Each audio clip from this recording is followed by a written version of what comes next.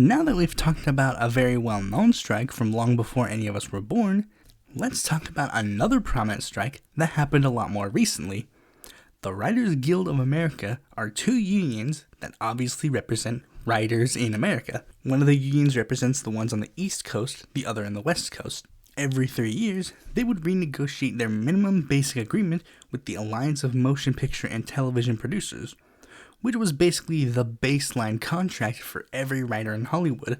However, some negotiations for the 2007 contract were very troubling, most particularly revolving around three things: doubling the residuals writers get from home media sales from 0.3% per DVD to 0.6% per DVD, openly giving jurisdiction to reality TV and animation writers, as they were usually shoved to the side in favor of scripted live-action shows and films, and giving writers a 2.5% residual for rising new media ventures like streaming and the internet. The WGA and the AMPTP were in their final week of negotiating, as their contract was set to expire on Halloween. However, almost as soon as those negotiations began, they fell through, as the AMPTP was very hesitant on their proposals, and the WGA's negotiation committee contemplated dropping the DVD residuals in order to have some form of compromise. However, the AMPTP did not want to do any residuals. The WGA felt that was non-negotiable, and it had to be one or both. So the WGA had decided on November 5th to picket or not cross the picket line at 14 studio locations. After 4 days, there was a large rally outside the 20th Century Fox studio in LA, ranging from prominent civil rights activist Jesse Jackson to the voice of Israel in the Drawn Together movie, Seth MacFarlane.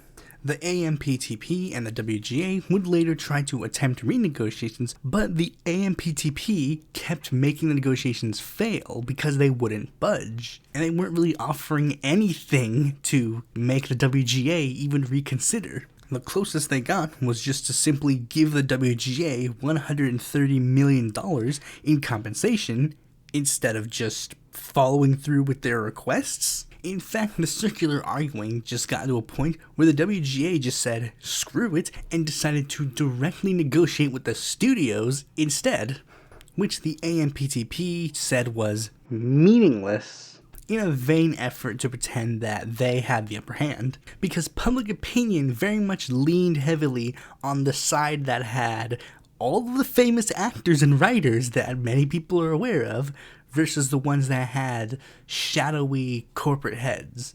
In fact, one of the ways that the AMPTP tried to make it so that they were on equal footing was to only agree on negotiations on the condition that there would be no media present, so people wouldn't actually know what's going on in the negotiations. The strike continued until February the 9th, 2008, where the WGA announced that they had reached a tentative deal which would raise the wages of writers by 3% to 3.5%. And there would be a 48-hour period for members of the union to vote on whether or not to end the strike and accept the deal. A good 92.5% of members voted to end the strike, and 93.6% voted to agree to the contract. And that concluded the strike after 3 months. The reason I decided to talk about this one next was because despite the strikers not really getting what they wanted, this strike actually had a massive impact. First, this strike was probably the first time most people were exposed to union organizing on this level. Yeah, sure, we've had these kinds of stuff joked about in TV and movies or whatever, but this time we're actually seeing a massive strike happen before our very eyes, and the coverage it got also showed how strange this kind of situation could be. Even though on paper it was about money, Bear Stearns published a report stating that we estimate the impact of accepting the writers' proposals is largely negligible, and heavily implied that this was just for the AMPTP to exert a power grab to keep the structures of the entertainment industry that we currently have in place. Even though writers are basically the only reason why a show's successful, studio heads are going to remain on top so they can get the most money out of it. However, the more impactful effect came from the entertainment perspective, as the writers' strike was so massive that it impacted at least 123 shows that were airing at the time in a plethora of different ways. some of which you might be very familiar with, ranging from shows switching to non-union and scab writers, to some shows airing off schedule, some shows being delayed or interrupted mid-production, some shows being cut short, and some being flat out cancelled. If there was a show that you were watching at the time that had a plot line or an episode that didn't quite feel right, it was probably because it was affected directly by the writer's strike. A specific example would be what happened with the show House. The actress who played Cuddy was very heavily involved with the strike, and she used her clout to basically hold the House-Cuddy relationship hostage, stating point blank, "Cuddy won't be sleeping with House unless we get the writers back." Another show that was very much changed due to the writer's strike was Breaking Bad. The show had a completely different ending in mind. Jesse, Hank, and Walt Jr. were not supposed to survive the first season. However, since the writer's strike halted production of the show when it was barely beginning, Vince Gilligan was able to take a second glance on how Aaron Paul was playing Jesse Pinkman, and he realized the way that he wrote it wouldn't necessarily work, so he changed it. Add that to the list of reasons why you should support strikes. It could change a television show to become one of the most highly acclaimed ones on the planet. A Justice League series was planned and cancelled. The Celebrity Apprentice took off an immense amount of popularity, as there were no scripted shows airing at the time that could compete against it. And the last one I'll mention is a very interesting thing that happened in regards to talk shows, particularly the politicized versions.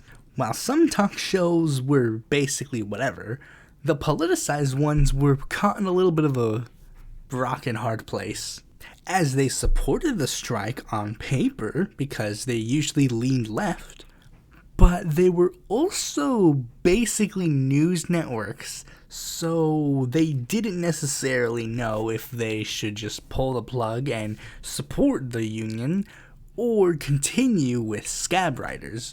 And ultimately, the two most prominent ones, The Daily Show and The Colbert Report, continued. But they changed it. What did they change? The names. The Daily Show was renamed to A Daily Show, and The Colbert Report was changed to The Colbert Report, as a way to signify the shows are not the same without the writers. However, this ended up leading into a huge severing between two prominent individuals, Jon Stewart and Seth MacFarlane. MacFarlane, as I stated, was a huge supporter of the strike, halting production of Family Guy to picket.